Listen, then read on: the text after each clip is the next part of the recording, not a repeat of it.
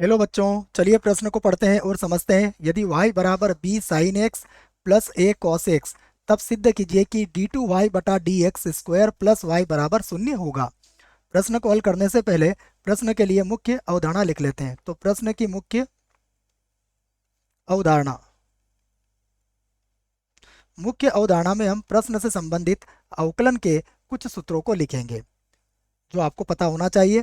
तो पहला सूत्र है d बटा डी एक्स, हमें पता होना चाहिए साइन एक्स। साइन एक्स का जो अवकलन होता है वह होता है कॉस एक्स।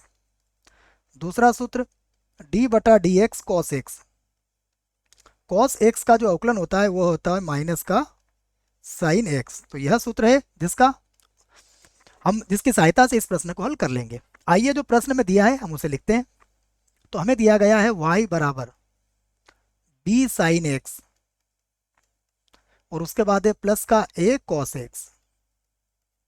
इसे हम समीकरण 1 बना लेते हैं और इसका अवकलन करते हैं x के सापेक्ष। इस बात को लिखेंगे हम x के सापेक्ष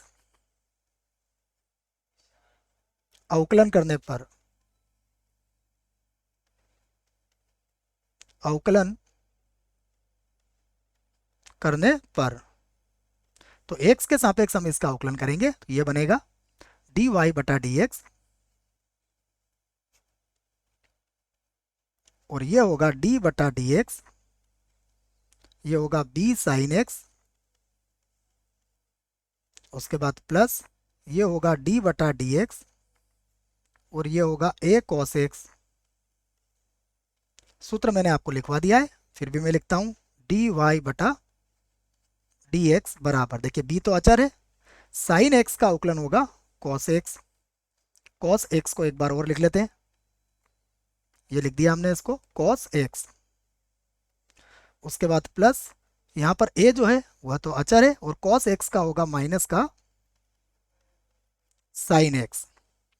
इसे हम समीकरण 2 बना लेते हैं और हमसे 2 बार अवकलन पूछा गया है, इसका अर्थ यह हुआ कि हम एक बार और इसका अवकलन करेंगे। तो हम इस बात को लिख देते हैं यहाँ पर पुनः x के सापेक्ष, x के सापेक्ष अवकलन करने पर,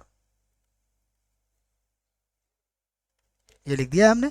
अब हम इसका एक बार और अवकलन करेंगे तो ये हमें मिलेगा d2y बटा डी एक्स स्क्वायर, ये मिलेगा d2y बटा डी एक्स स्क्वायर बराबर, फिर से लिख देंगे हम d बटा डी एक्स और ये किसका हो जाएगा, देखिए ये होगा b कॉस एक्स का।